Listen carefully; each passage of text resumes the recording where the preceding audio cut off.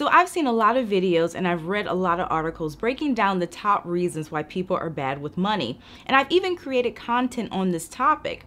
And the reasons given often range from bad money management to poor choices to overspending and similar reasons. And I do believe that those are all legitimate answers, but at the same time, I also believe that there's more to it. And underneath it all, there's a core reason why people are bad with money. But in my opinion, and only my opinion, I want to make that abundantly clear, I think a lot of it also goes back to the fact that many people aren't taught about money, which stems from the fact that many people don't talk about it. They think it's impolite or that it makes for an awkward conversation. So I kind of want to talk about that a little bit today because I do feel that the lack of financial education is really the root of what holds a lot of people back. And that's something that I feel needs to change. A lot of us have been so ingrained, even if we don't realize it, to think that talking about money or even bringing it up in conversation is rude, which really doesn't make any sense considering that we don't have a problem talking about everything else, including other topics that are, in my opinion, a little bit more inappropriate. Personal finance is one of those things that every single person will deal with until the day they die. Yet it's probably one of the most hush-hush topics among family members and even peer groups. So it ends up being a topic that many people know very little about, and they literally go through their everyday life not knowing how to save, how to budget, how to use credit the right way, and they basically end up winging it and hoping for the best. And I'm talking about people of all income levels, because as we know, there could be somebody earning well over 6 figures, yet they don't know the first thing about budgeting their money, and they're confused as to why they're living paycheck to paycheck. And why financial education is missing out of our classrooms is something I will never understand. I have my theory as to why that is the case, but that is a conversation for another day. And in the past, I've had people ask me questions about money. And what's interesting is that sometimes it's in like an apologetic tone, like they want the answer, but at the same time, they don't know if they should be asking the question. And that's something that I do feel needs to change.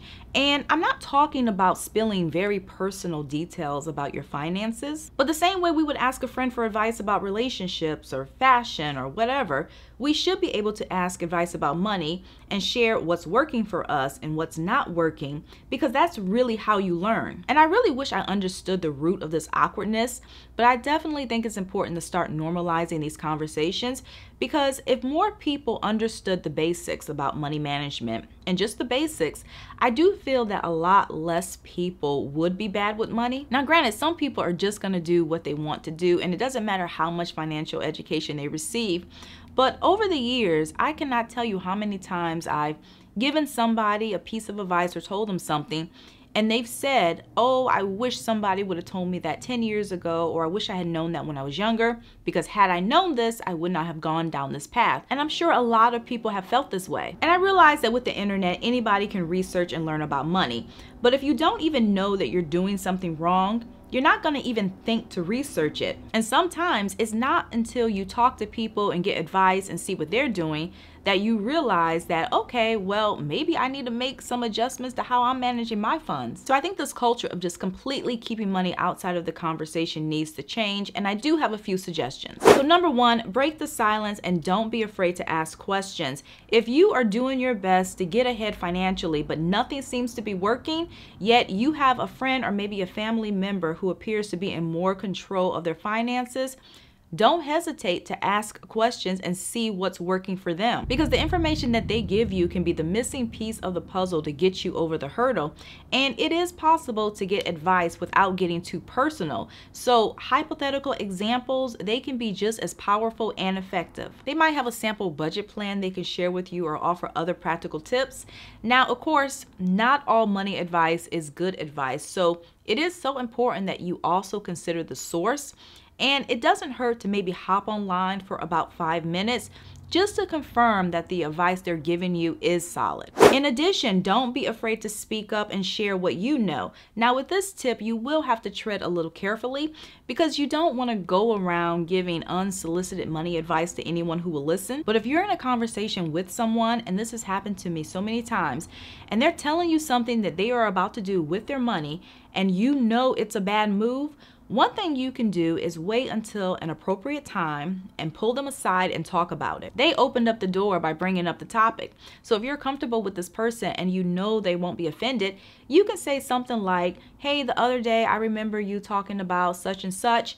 Well, I read something recently about an approach that might be more effective. Or you might say, hey, I tried that. I did that method in the past. The outcome was not what I expected. Here's what I did instead. In most cases, the person will appreciate that bit of information, especially if they don't know a lot about finance and they're trying to improve. Plus, when you break the ice, that can also help others to open up and become more comfortable talking about money. Also, don't be afraid to be honest about your own finances. And again, I'm not talking about getting too personal. Because of peer pressure or just caring too much about what others think, some people will make decisions with their money as not to appear broke, but you really have to own your financial choices. So if you don't want to go out of town for the weekend or go to another event because you're trying to build your emergency fund or pay off debt or save for a house, then say that. Hey, that sounds fun, but I'm trying to buy a house next year, so all of my extra money is going toward that goal, so I'm not able to attend, and you really can just leave it at that. And I think this is a good way to handle this, because years ago when I was paying off debt, I declined an invitation and I told the person that I wouldn't be able to attend because I was so close to hitting my debt payoff goals and I wanted to stay on track. And that actually led to the person asking me questions about my payoff strategy. Now, whether they took that information and used it in their own life, I really don't know. But that explanation, it created a conversation about money. So that's my 2 cents on this topic. And I'm kind of doing this video off the top of my head. So there's probably a lot more I could have added, but I am interested to hear how others feel about this, whether they agree or disagree. So comment below, let us know. Give me a thumbs up if you like this video. And if you like personal finance, definitely consider subscribing. I do post every weekend and sometimes during the week. So thank you again for watching, and I'll see you in a few days.